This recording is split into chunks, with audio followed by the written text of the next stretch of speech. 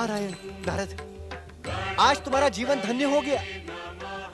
लंबे समय से अदृश्य गौरीपुत्र श्री गणेश ने आज तुम्हें स्वयं दर्शन दे दिए।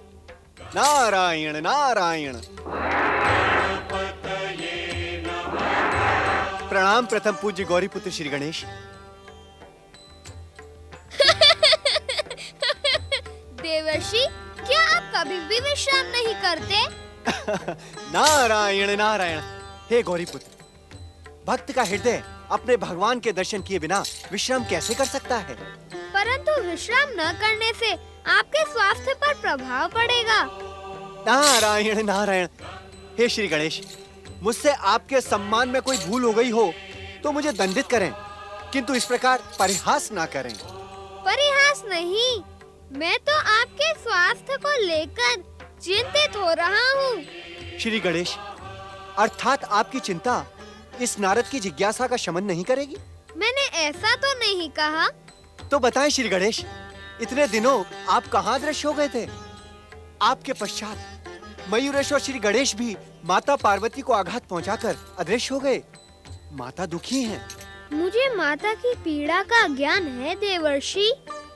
माता की पीड़ा का ज्ञान होते हुए भी आप उसका उपचार नहीं कर रहे हैं श्री गणेश। आप तो जानते हैं देवर्षि कि लोक कल्याण और जनहित का संकल्प करने वालों को पग पग पर परीक्षा देनी पड़ती है। नारायण नारायण। हे श्री गणेश, आप किस परीक्षा की बात कर रहे हैं? आप क्या सोचते हैं देवर्षि, माता से दूर रहकर कोई पुत्र सुखी रह सकता है? मुझे अपनी माता से दूर जाना पड़ा। उसका कारण श्री महागणेश की लीला और लोक कल्याण है। हे श्री गणेश, कृपया आप इतना तो बताएं कि आप अपनी माता से कब तक दूर रहेंगे? अब माता और पुत्र की दूरी समाप्त होने की बेला आ गई है देवर्षि। मैं अपनी माता का शुभ आशीष और स्नेह प्राप्त करने ही जा रहा था। नारायण नारायण। परंतु आपकी माता इस समय कैलाश में नहीं, हिमाचल में है। आप तो सदा भ्रमण करते रहते हैं देवर्षि। आपसे अधिक मार्गों का ज्ञान और कौन जान सकता है? जहाँ तक मैं जानता हूँ, यह मार्ग हिमाचल महल की ओर ही जाता है।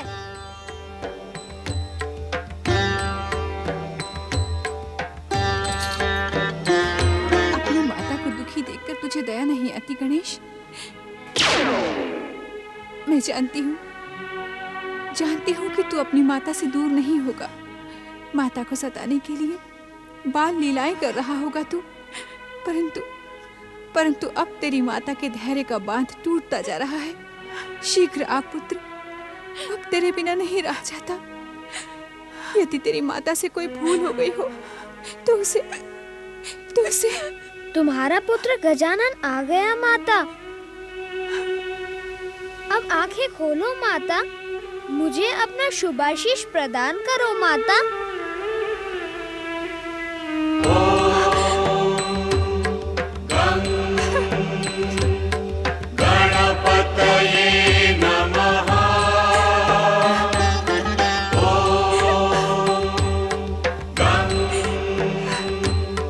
मैंने तुम्हें कष्ट पहुंचाया माता, इसका मुझे दुख है।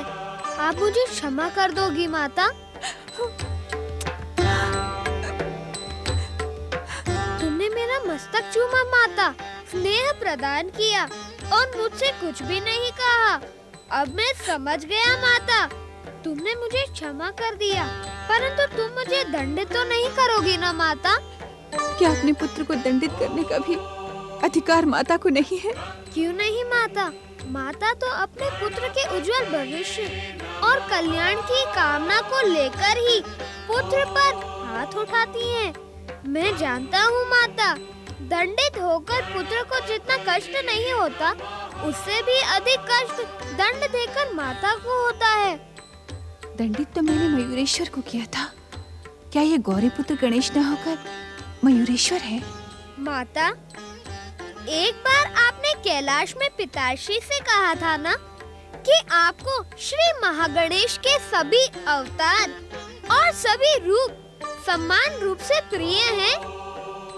हाँ पुत्र, तो इस समय गौरी पुत्र और मयूरेश्वर को भिन्न भिन्न करके क्यों सोच रही हो माता? मैं तो हर रूप में हूँ, हर रूप मुझ में है और मेरे हर रूप को तुमने ही प्रकट किया है। पुत्र के प्रति स्नेह भाव कुछ भी सोचकर रोको न माता।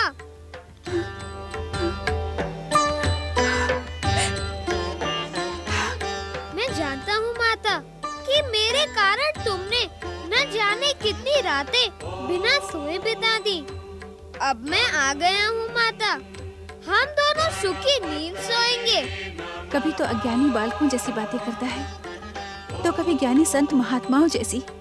पुत्र गणेश, तू इस प्रकार संसार को चकित करना कब छोड़ेगा? माता, क्या गणेश कभी अपना गणेशपन छोड़ सकता है? पहले चकित फिर प्रसन्न करना तो गणेश का स्वभाव है। अब सो जाओ माता, बातें तो होती ही रहेंगी। ऐसा लगता है कि मुझसे दूर रहकर तू भी नहीं सोया है। कैसे आती माता? तुम्हारे आंचल की स्नेह छाव में संसार का जो सुख है वह दूर रहकर कहाँ मिल सकता है? तुझे भूख तो नहीं लगी ना पुत्र? भूख तो लगी है माता। तो फिर संकोच क्यों कर रहा है? संकोच नहीं माता, सोच रहा हूँ इतने दिनों पश्चात मिला हूँ और मिलते ही कष्ट देना प्रारंभ कर दूं? तो फिर दंडित होने वाली बातें कर रहा है। क्या पुत्र को खिलाने में माता को कष्ट होता है? तुम्ही ने तो कहा था माता कि कभी तो अज्ञानी बालकों जैसी बातें करता है, तो इस बात को अज्ञानी बालक की बात समझकर क्षमा कर दो माता। लो पुत्र, तुम्हारे प्रिय मोदक, इन्हें ग्रहण करके हम दोनों चैन की नींद सोएंगे।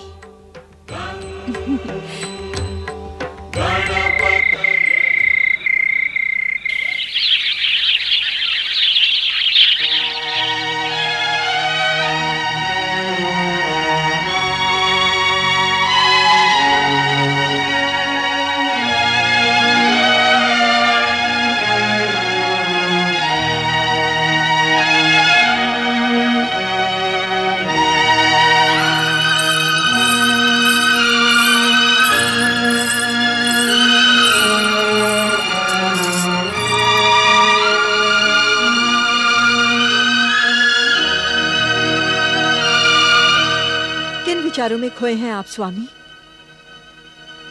स्वामी, जीवन में पहली बार देख रही हूं कि स्वामी आपका स्वास्थ्य तो। महारानी, तुम कब आई? स्वामी, देख रही हूं कि जब से पार्वती को आप अपने साथ लाए हैं, आप कुछ खोए खोए से रहते हैं।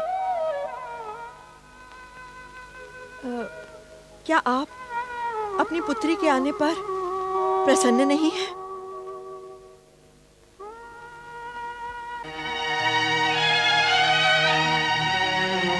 महारानी मैना,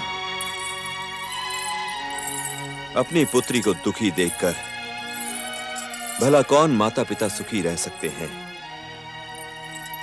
क्या तुम प्रसन्न हो महारानी?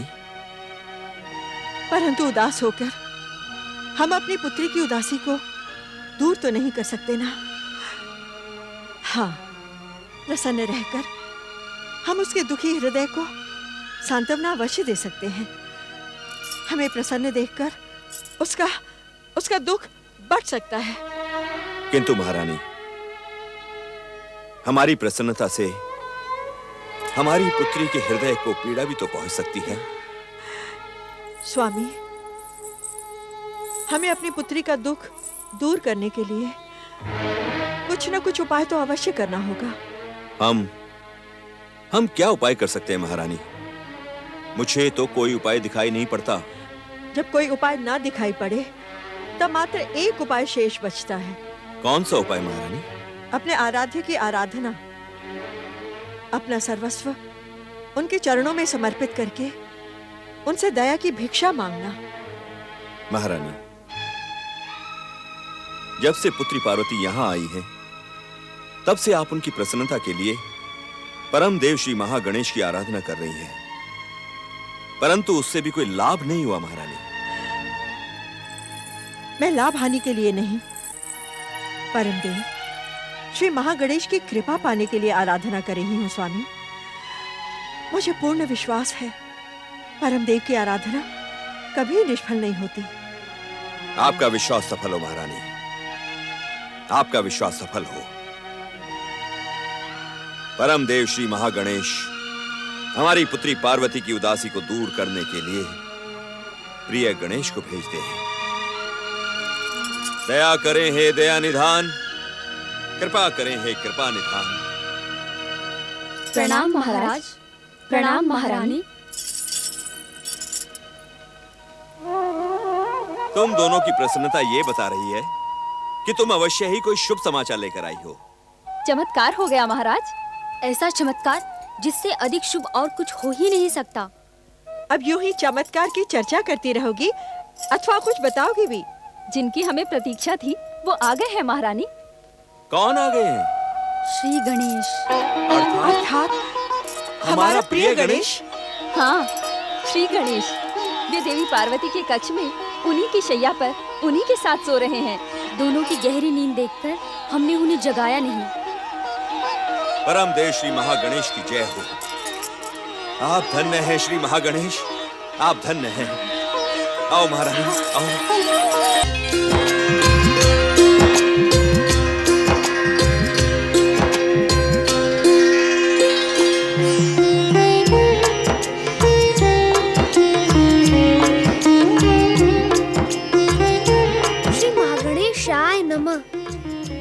श्री शिवाय नमः। ये तो बड़ा ही हर्ष का विषय है महारानी कि हमारा प्रिय गणेश यहाँ आ गया है। हाँ महाराज। माता आदि शक्ति नमो नमः।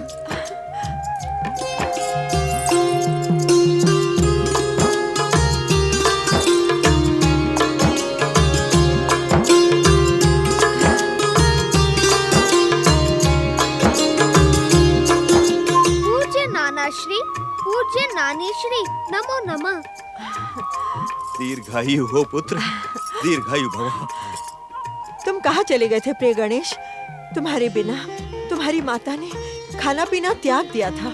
जानता हूँ नानी श्री, परंतु इच्छित वस्तु को पाने के लिए व्रत और उपवास रखना अति आवश्यक होता है। इसीलिए मैंने इतना विलंब किया कि अब मुझे माता से दूर न रहना पड़े। सत्य, अब तुम कभी अपनी माता से दूर नहीं जाओगे पुत्र। अब तो आ गया हूँ नाना श्री, अब दूर जाने का प्रश्न ही नहीं। जो बीत गया उसे भुला देना ही उचित होता है। चकित होने की आवश्यकता नहीं है पार्वती। हमारे प्रिय नाती गजमुख प्रिय गणेश को किसी परिचय की आवश्यकता नहीं है। ये तो परमदेव महागणेश के रूप में हर जीवात्मा के हृदय में विराजमान है। पुत्री, अब मैं तुम्हारी दुखी रहने का रहस्य समझ गई हूँ। इस परम सुंदर मंगल मूर्ति से एक क्षण के लिए भी दूर रहना दुख को निमंत्रण देना है। पार्वती, तुम्हारी माता ने परमदेव श्री महागणेश की आराधना की और प्रसाद के स्वरूप में इन्होंने अपना प्रिय नाती गणेश पा लिया। देखो ना पुत्री, प्रिय गणेश के हिमाचल आते ही यहाँ का वातावरण कितना आनंददायक हो गया है। क्षमा करें महाराज, कहीं हमारे परम सुंदर श्री गणेश को दृष्टि न लग जाए। हद, कभी नाना नानी की भी दृष्टि लगती है क्या? आप नहीं समझेंगी महारानी। हमारे प्रिय नाती गणेश के हिमाचल पधारने के कारण जय और विजया पुरस्कार के आकांक्षी हैं। आकांक्षी ही नहीं महाराज, हम पुरस्कार के अधिकारी भी हैं। अवश्य, अवश्य।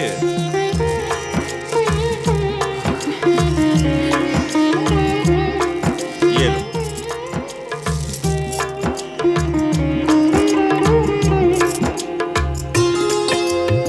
नारायण नारायण श्रीमन नारायण नारायण। रामदेव ऋषि। नारायण नारायण। पवन देव, अग्निदेव, वरुण देव,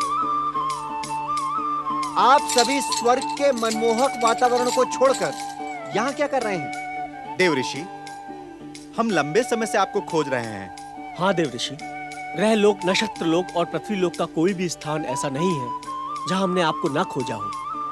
आज परमदेव श्री महागणेश की कृपा से अनायास ही हमें आपके शुभ दर्शन प्राप्त हो गए देव ऋषि। नारायण नारायण। स्वर्ग में निवास करने वाले इंद्र के सहयोगी देवता बिना किसी स्वार्थ के किसी को खोजना तो दूर, उसके बारे में विचार भी नहीं करते। फिर आप सभी को मुझसे ऐसा कौन सा काम आ पड़ा? क्षमा करें देव ऋषि, इस समय आप हम पर व्यंग बाण ना बरसाएं। हम आपके दर्शनों की एक झलक पाने के लिए कब से लालायित थे। मेरे दर्शनों के लिए लालायित थे? नारायण नारायण। देवगण, यदि आपको लालायित होना ही है तो परमदेव श्री महागणेश, त्रिदेव एवं त्रिदेवियों के दर्शनों के लिए लालायित होइए। मेरे दर्शन के लिए लालायित होने से आपको कोई लाभ नहीं होगा। देव ऋषि, आज स्वर्ग का वातावरण चिंता के जिन घनघोर बादलों से घिरा हुआ है, उसकी मुक्ति का उपाय आपके अतिरिक्त हमें और कोई नहीं बता सकता। देवगण, इस समय पृथ्वी और स्वर्ग पातालवासी दैत्यों के आतंक से मुक्त है।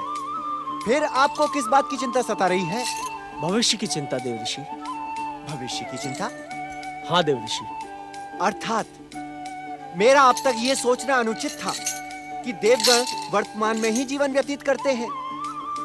भविष्य की आप किस चिंता का उल्लेख कर रहे हैं अग्निदेव? देव ऋषि, देवगुरु बृहस्पति ने देवराज इंद्र को सावधान किया है कि दैत्य माता दिति की पुकार पर पातालवासी भयानक दैत्य देवांतक और नरांतक शीघ्र ही पृथ्वी लोक पर प्रकट होंगे। इतना ही नहीं देव ऋषि, वो दोनों दुष्ट दैत्य दैत्य गुरु शुक्राचार्य का आशीर्वाद व शक्ति प्राप्त करके सीधे ही स्वर्ग पर आक्रमण करेंगे।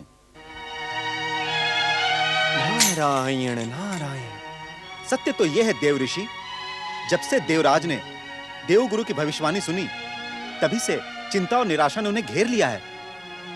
देवराज ने हमें आदेश दिया है कि हम आपसे इस चिंता की मुक्ति का उपाय पूछें। अर्थात चिंतित होकर भी देवराज ने स्वर्ग के वातावरण को छोड़ना उचित नहीं समझा। ऐसी बात नहीं है देव ऋषि, देवराज स्वयं आपकी सेवा में उपस्थित होंगे। हमारी प्रार्थना को अन्यथा ना लें। नारायण नारायण। प्रश्न अन्यथा का नहीं है देवगण, प्रश्न है चिंता से मुक्ति का। मैं पुनः यही कहूंगा कि मेरे समीप उपस्थित होने से देवराज की चिंता का अंत नहीं होगा। तो देवराज की चिंता का अंत किस प्रकार होगा देव ऋषि? नारायण नारायण। देवराज की चिंता का अंत केवल परमदेव श्री महागणेश की आराधना है। नारायण नारायण।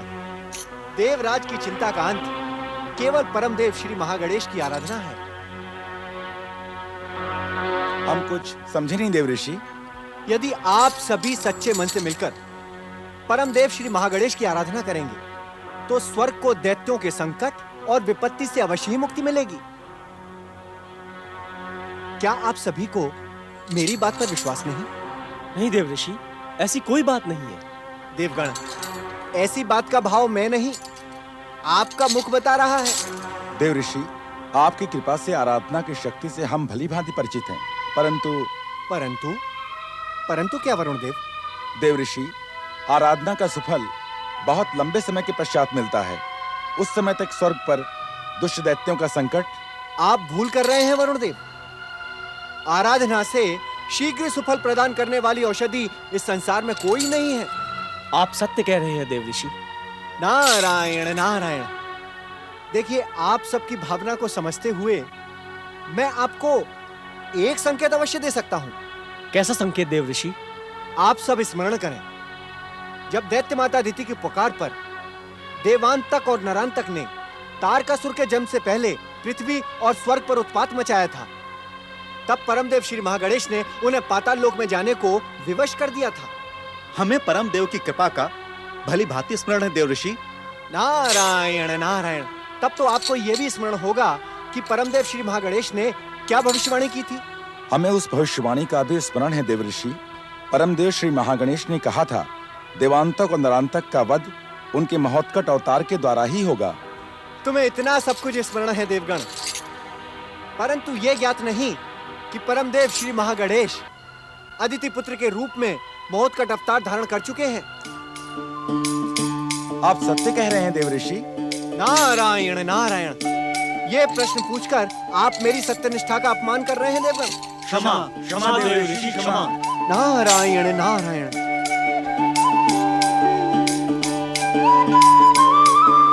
नारायण नारायण, जिनके विषय में चर्चा कर रहे थे वे अदिति पुत्र महोत्कच श्री गणेश यहाँ क्या कर रहे हैं? देखो देवताओं, महोत्कच श्री गणेश अदिति आश्रम में अकेलेपन से ऊबकर वन में अपने साथियों की खोज में भटक रहे हैं।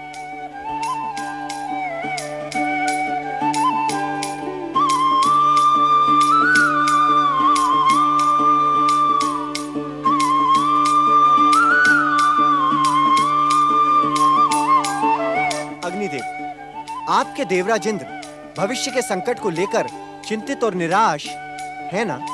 हाँ देव ऋषि। नारायण नारायण, तो आप सभी देवगण बाल रूप धारण कर महोत्कच श्री गणेश के समीप जाएं।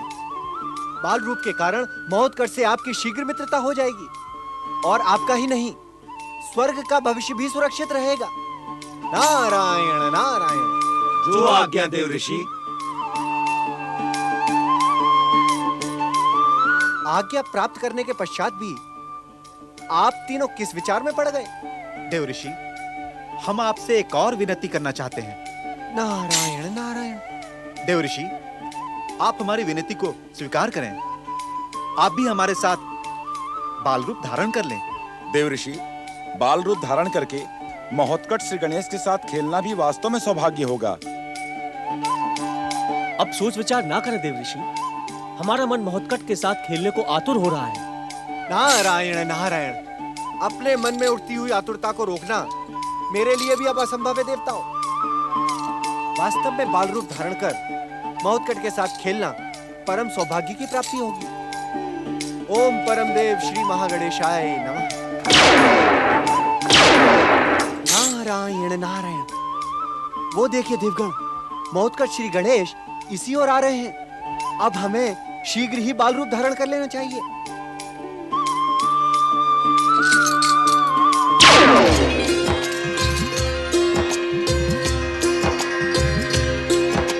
नारायण नारायण। बालकों, वो देखो, महोत्कच श्री गणेश इसी ओर आ रहे हैं। यदि उन्होंने हमारे साथ खेलना स्वीकार न किया तो? हम उन्हें चारों ओर से घेरकर खेलने के लिए विवश कर देंगे। ध्यान रहे, हमें उनके साथ प्रेम पूर्ण व्यवहार करना है और उन्हें रुष्ट होने का अवसर नहीं देना। हाँ हाँ देवर्षि, हम ऐसा ही करेंगे। ना ही मैं देव ऋषि हूँ, ना ही तुम देवता। हम सब मुनि कुमार हैं और आसपास के आश्रमों में रहते हैं। समझ गए ना? तब तो हमें अपना स्वर भी बदलना पड़ेगा। नारायण नारायण, मुझे तुम सब की मूर्खता देखकर हंसी आ रही है। जब बाल रूप धारण किया है तो बाल स्वर होना आवश्यक है ना, नहीं तो महोत्कच को संदेह हो जाएगा। परंतु हमारे नाम क्या होंगे? महोत्कच के यहाँ पहुँचने से पहले हमें अपने नाम भी बदल लेने चाहिए। यही तो मैं कह रहा हूँ देवर्षि। आई, नारद ही है ना आपका नाम? नहीं, मेरा नाम है ब्रह्मा कुमार, तुम्हारा वायु कुमार, तुम्हारा अग्नि कुमार और तुम्हारा वरुण कुमार है। नारायण नारायण।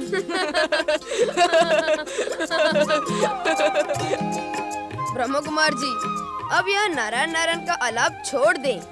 नारायण नारायण, इस नाम जप को तो मैं किसी भी रूप में नहीं छोड़ सकता। जिस प्रकार जीवात्मा से अभिन्न है, उसी प्रकार नारद नारायण से अभिन्न है। नारायण नारायण। परंतु आपके नारायण नारायण से महोत्कच को संदेह हो गया तो? जो कारणों का भी कारण हो, उसे छुपाया तो नहीं जा सकता। तो फिर इस बाल लीला का उद्देश्य? नारायण नारायण, श्री महागणेश की लीला से ही हमारे मन में महोत्कच के साथ खेलने की इच्छा जागृत हुई है। जब तक उनकी इच्छा होगी, हम इस बाल लीला में रमे रहेंगे।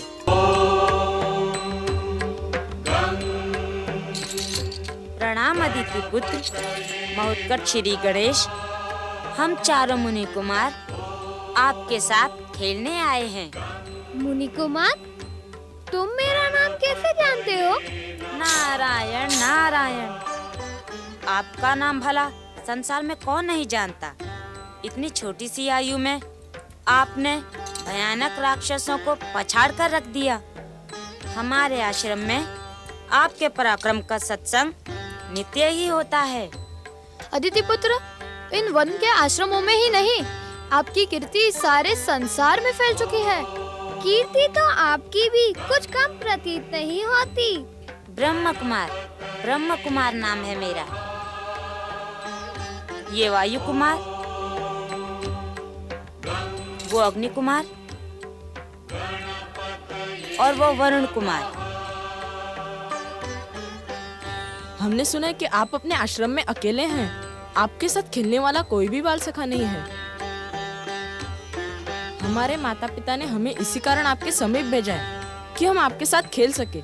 महोत्कट, यदि आप हमें इस वन में ना मिलते तो हम देवी अदिति के आश्रम पहुंच जाते और उनसे विनती करते कि वे आपको हमारे साथ खेलने भेजे। मैं भी अकेला रहकर उदास था।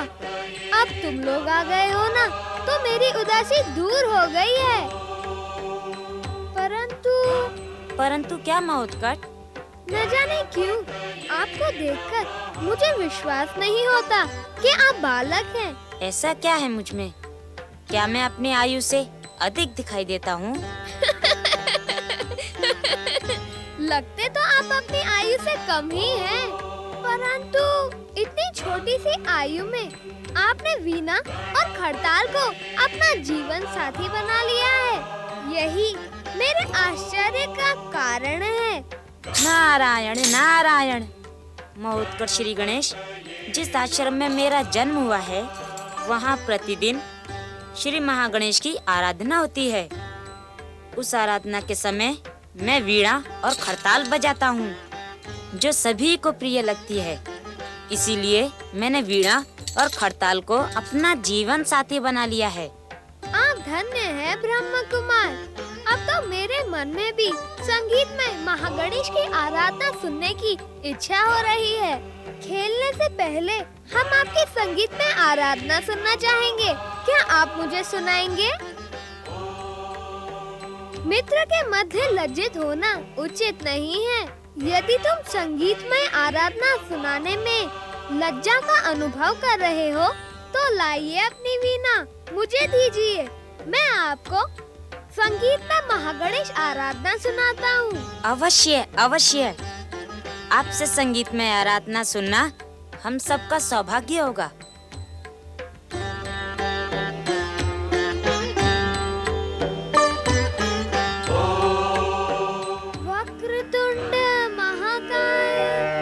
वक्रतुंड महाकाय सूर्यकोटि समप्रभ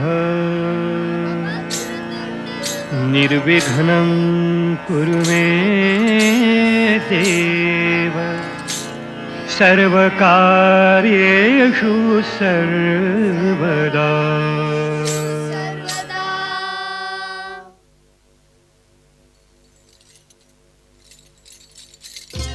आप धन्य है महोत्कट श्री गणेश, और धन्य है आपकी भक्ति। दिन रात वीणा और खड़ताल के साथ रहने वाला मैं ब्रह्म कुमार इतनी सुंदर और मनमोहक संगीत में आराधना नहीं कर सका। अब तो मुझे भी पिताश्री से कहना पड़ेगा कि मुझे वीणा और खड़ताल ला कर दे। अब चलो चलकर खेलते हैं। क्या खेलेंगे यह तो बताइए अदिति कुमार। लुका छुपी का खेल मुझे अच्छा नहीं लगता।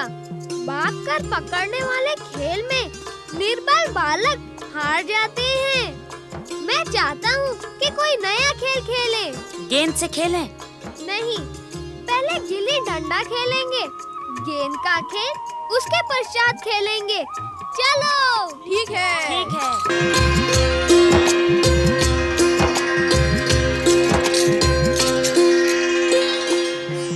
श्री गणेश, गिल्ली डंडा कहाँ है? ये रहा।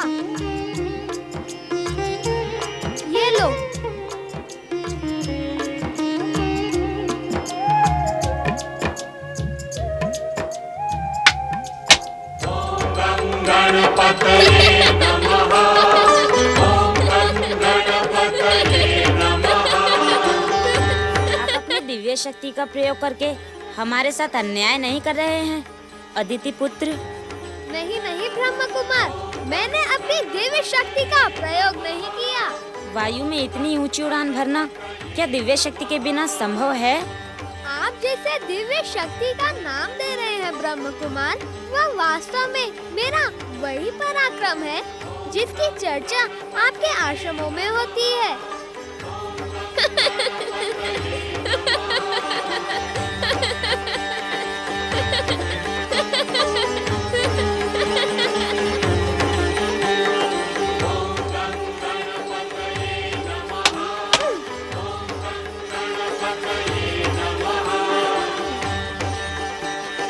अब हम गिल्ली कैसे निकालेंगे? जानते हो मेरी गिल्ली पेड़ में कैसे अटक गई? हम तो नहीं जानते महोत्कट, आप ही बताइए कि गिल्ली पेड़ में किस प्रकार अटक गई? आप देखते नहीं ब्रह्म कुमार, इस पेड़ पर मीठे मीठे फल लगे हुए हैं। जो भी पेड़ पर गिल्ली लेने जाएगा वह मीठे मीठे फल को नीचे गिराएगा, जिसे हम सब खाएंगे और वह भी खाएगा।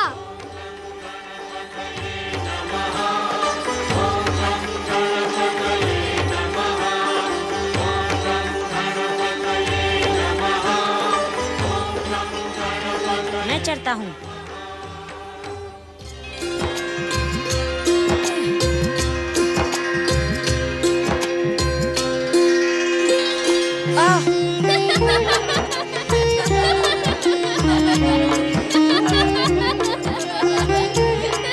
अब मैं चढ़ता हूँ।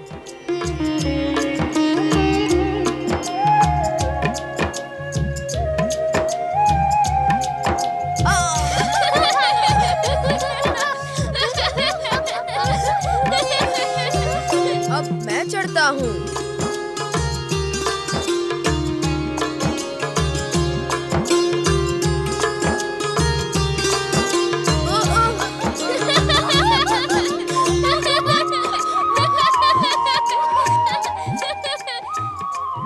अब तुम भी प्रयास करके देख लो वायु कुमार, यदि तुम पेड़ पर ना चढ़ पाए तो मुझे ही चढ़ना पड़ेगा। मैं अवश्य इस पेड़ पे चढ़ जाऊंगा।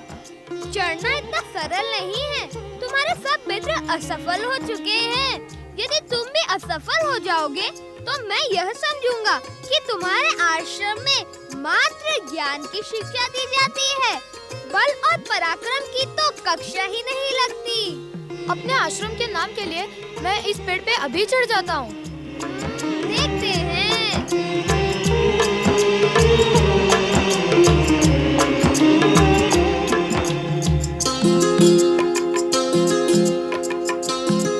यह साधारण बालक नहीं है महोत्कट, इनका वास्तविक रूप देखने के लिए अपनी दिव्य दृष्टि का प्रयोग करो। वो मुझे दो। वायु कुमार मुझे दो। ऊपर वाला। ऊपर वाला।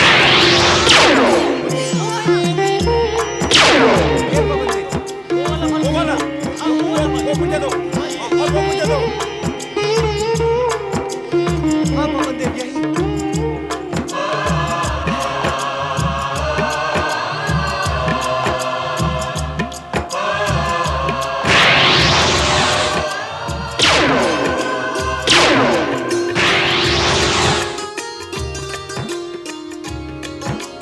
स्वर्ग निवासी देवता और देवर्षि नारद हमारे साथ रूप बदलकर खेलने आए हैं महोत्कट।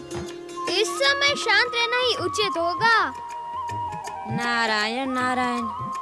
अर्थात पवन देव की मूर्खता ने हमारे बनावटी रूपों को श्री गणेश की दृष्टि में उजागर कर ही दिया।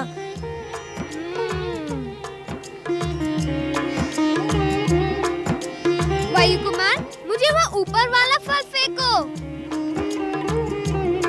ये लो। अब तो आपको विश्वास हो गया ना श्री गणेश कि हमारी पाठशाला में बल और पराक्रम की शिक्षा भी दी जाती है। अब तो मुझे तुम सब पर कुछ अधिक ही विश्वास हो गया है। खेल तो तुम सबने आरंभ किया है, किंतु इसका परिणाम क्या होगा यह मैं ही जानता हूँ।